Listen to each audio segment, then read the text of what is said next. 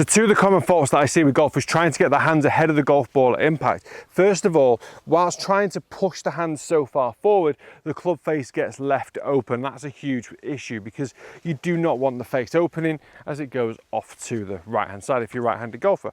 Also, one of the major faults is actually getting the club and the arms away from the body as you're starting to come into the golf ball. And that can also lead to some of the horror shanks that we certainly do not want to ever think about. So as you're coming down into this position, hands work forward and then arms end up working away. Obviously slightly exaggerated there, otherwise you would actually miss the ball. So we've got to make sure that we bring the club down into the correct position. And in doing so, we've got to make sure that it all starts from a good transition. Again, a lot of golfers will try and shortcut this by bowing the wrist at the top of the backswing. That is a no-no. It's a no-no because all that's going to really do is shut the club face down, and we do not want to be shutting the club face. We do not want to bow the wrist and shut the club face down.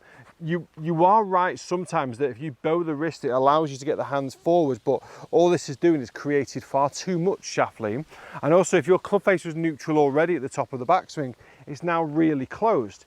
What's a closed club face going to do? It's going to send the ball left for right-handed golfers. So that is an absolute no-no. That's a bit of a shortcut, I think. It's kind of almost like, I don't want to do the hard grafts. Let's bow the wrist and we'll get the ball leaving lower and my hands are going to be more ahead of the ball. It could happen for some people, but for the majority of golfers that I encounter through the Skillest app and the online coaching, it's not really the one that needs to be done. You could get to the top of the backswing with a square face and a slightly cupped left wrist, which is actually what I've got.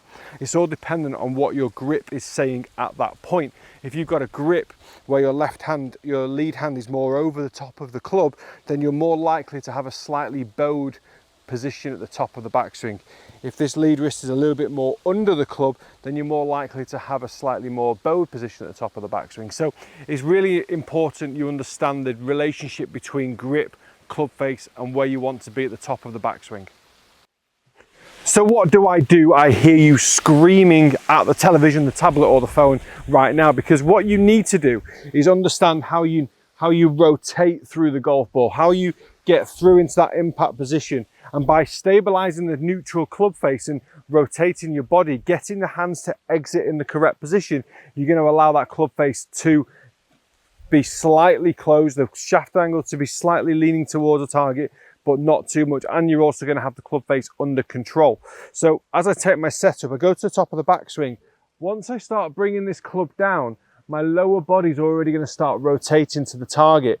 And in doing so, by rotating my lower body to the target, that's now in front of where my hands are in relation to the golf ball. So my lower body is more advanced than my upper body, meaning that my upper body doesn't need to panic or do anything. So as I just continue to rotate through, because my lower body's there first, my hands are already ahead of the golf ball. So in this position, I continue to allow my hands to follow my hips through the golf shot. So I allow that rotation to continue all the way through the shot. And I can hit glorious little iron shots like that. Oh yeah, very nice. Par 3 course here at La Cala Resort is phenomenal. And actually, very difficult in fairness as well. Longest hole, this is it, at 150 yards. But it's a very tough hole. Everything's always over ravines. So that's really, really tricky, but great fun.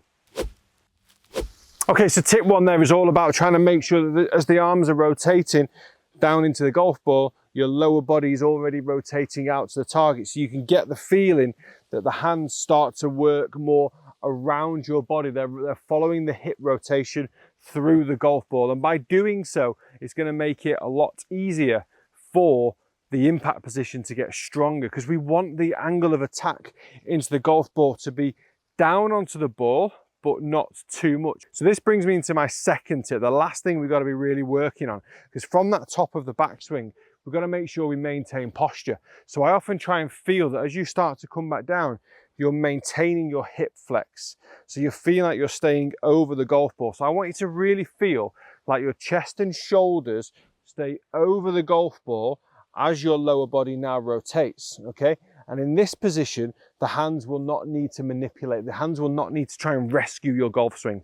I often see golfers, as they're coming into the golf ball, they might turn, but then as soon as the upper body either comes backwards or to away from the target, what the hands then have to do is they've got to shallow out the club to stop it digging into the ground, and they've got to effectively flick the golf club at the ball. And that's one of the things that can cause the ball to go a lot higher, and it can cause a lot of lost distance, but obviously also lots of mishits as well.